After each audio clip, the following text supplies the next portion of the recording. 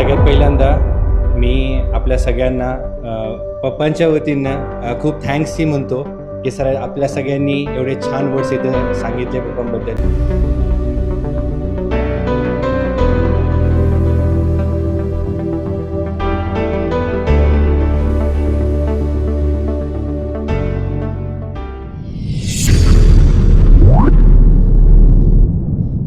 As of now, I have done more than 270 sessions, but this is one of the toughest diets to speak from for me.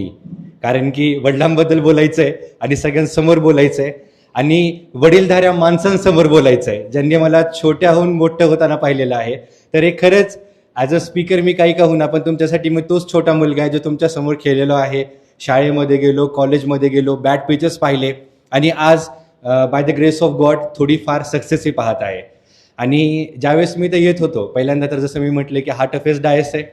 त्यानंतर जसंच आत enter केलो, मोरे सरांनी म्हटलं की आम्हाला तुला ऐकायचं आहे पहिल्यांदा. आम्ही तर नेहमी बोलत असतो, प्रोफेसर लोक आहेत, प्रत्येक महिन्यामध्ये काही कार्यक्रम तर होतच असतात. मग मी डिसाईड केलं होतं की आल्यानंतर मराठीमध्ये बोलणार. मग इथे आलो आणि आज दुसऱ्यांदा सावरगावकर मॅडमची मराठी ऐकली. माझी मराठी सगळी विसरून गेलो, कारण की त्यांच्या मराठीसमोर आमची मराठी. मी याच्या अगोदर मॅडमला सांगितलंही होतं की मॅडम माझी मराठी जरी पप्पामुळे चांगली असेल, मी बोलताना तुम्हाला मे बी ते फील होत असेल, पण तरीही आपल्या स्वतःला अपलिफ्ट करण्यासाठी कुठं ना कुठं एक चान्स असतोच. तेही मी मॅडमकडून शिकू शकतो इथून पुढं. आणि त्यानंतर मग सर्वोदय सरांनी एक एक्झाम्पलही सांगितलं की बाबासाहेब आंबेडकर हे नेहमी एक कागद सोबत ठेवत होते. Sir, I would like to tell you की मीही नेहमी आजपर्यंत जेवढे स्पीचेस दिलेले आहेत सगळ्यांचा कागद माझ्यासोबतही आहे. आणि आजही बोलताना आता मी कागद नाही आणला, पण ते लिहिलेलं, हातावून लिहिलेलं मी ते नोट करून आणलेलो आहे. तर मला आज ही गोष्ट कळाली की म्हणजे बाबासाहेबांसारखे एवढे मोठे नॉलेजेबल पर्सनॅलिटी, त्यांचं एक गुण मी कळत न कळत मी अवगत केलेलं आहे. मे बी या सगळ्या गोष्टी आहेत ज्याच्यामुळे आज मी इथं स्टँड करू शकतोय.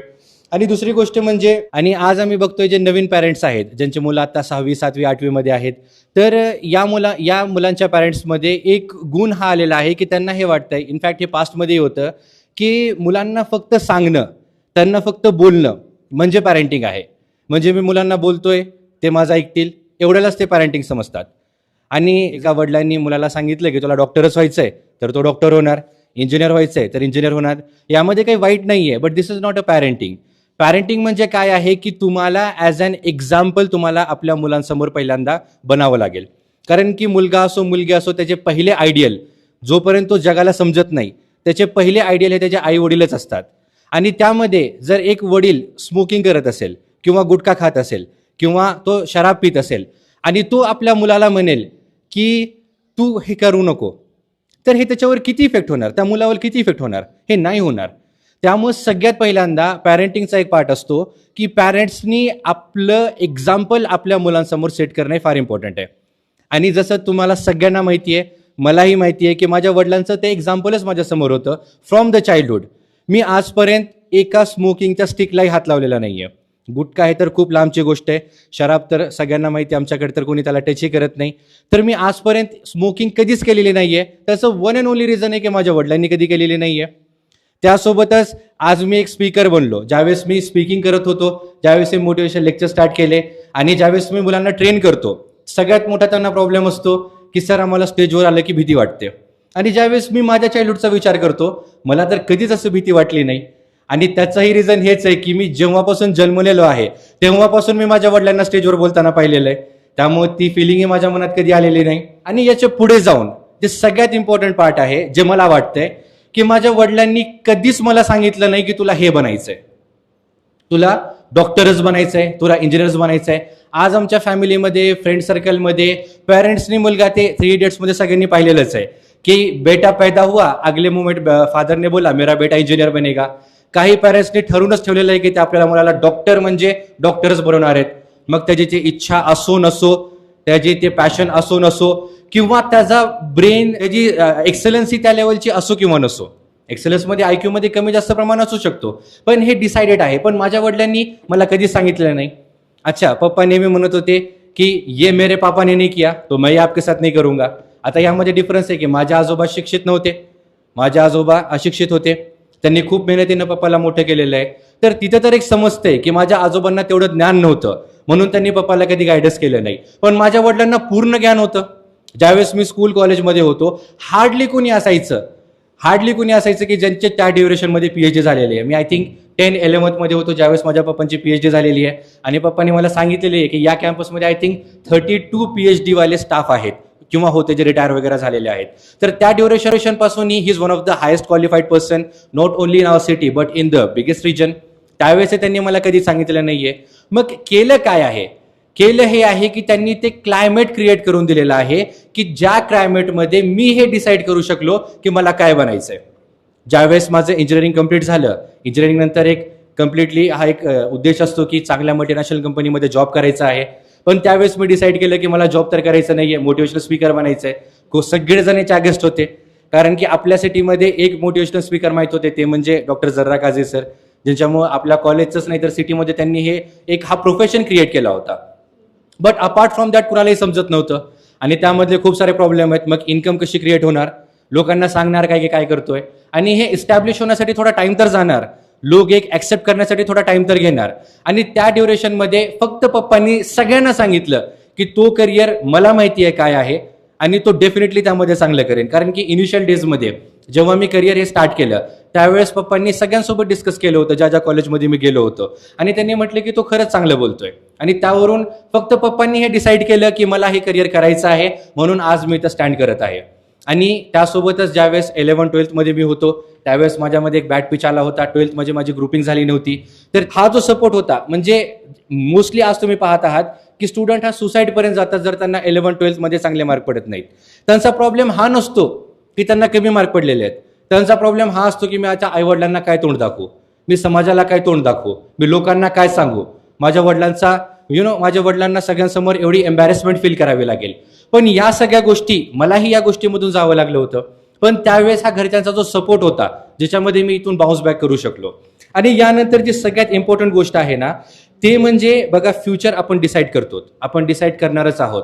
आणि ते डिसाईड केल्यानंतर आज एक पॅरेंटचा ज्यावेळेस सपोर्ट असतो ना, त्यावेळेस तुम्ही ते हाईट गाठू शकता. मला एकदा लक्षात येते की MD पाटील सर, ज्यावेळेस माझा 12th बॅड पिच होता त्यामध्ये मला सावरगावकर मॅडम आणि MD पाटील सरांचा खूप सपोर्ट होता राईट आफ्टर माय पॅरेंट्स. आणि त्यावेळेस मला सरांनी एक गोष्ट सांगितली होती की बेटा तू बाहेर जा की स्टडी कर. सरांचा खूप चांगला उद्देश होता की त्यांचं म्हणणं होतं की तुझी एक्सलन्सी आहे पण कुठं ना कुठं इथं तुला तो इन्फ्रास्ट्रक्चर भेटत नाहीये, त्यामुळे तू काय कर, बाहेर जाऊन तू स्टडी कर.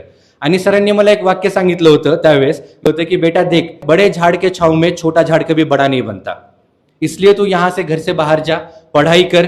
आणि ज्यावेळेस त्यांनी हे सांगितलं होतं सरांनी, त्यावेळेस मला ती गोष्ट पटली होती. पण काल माझ्या मनात एक विचार आला की ही गोष्ट तर खरीच आहे की बड़े झाड़ के साये में, बड़े पेड़ के साये में छोटा पेड़ कभी बड़ा नहीं हो सकता, मगर वो छोटा पेड़ कितना भी बड़ा हो जाए वो बाप के पेड़ के ऊपर तो कभी जा भी नहीं सकता, क्योंकि बाप का पेड़ ये एवरेस्ट से भी ऊंचा आप कह सकते हो, वो उससे भी ऊपर नहीं जा सकता.